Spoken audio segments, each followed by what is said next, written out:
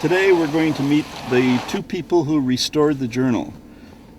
This is Roberta, who worked on what's called the text blocks, i.e. the pages, and David, who worked on binding and cover.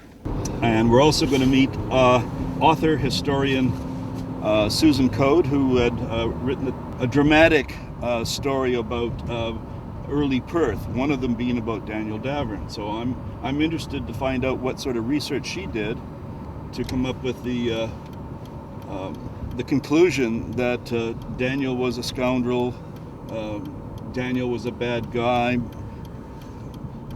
Daniel was guilty of all the charges brought against him. So I'd like to find out, what she saw that led her to that story.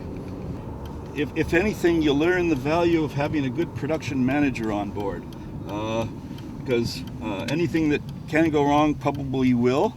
So some of the things that I've had to deal with so far is trying to get releases, location releases and personal releases and material releases for things we're going to film in the documentary.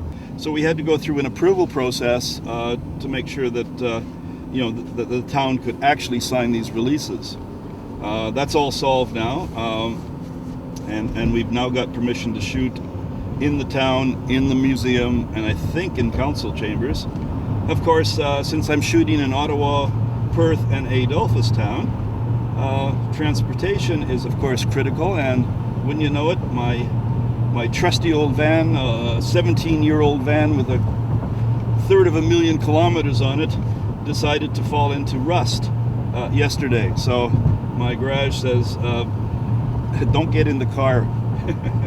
So we've had to scramble for alternate transportation today. Fortunately, John Price here has volunteered to drive us up and back today, so that gets me out of a bind.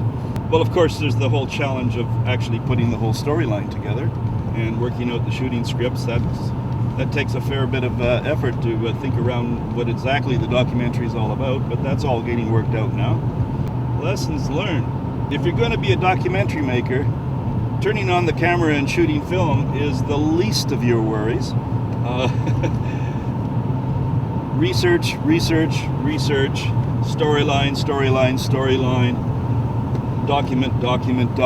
That's where all the work is. And once all that's done, shooting and putting it together is a breeze, right? There's a sign there that says parking. Okay, we'll head over to the ramp here.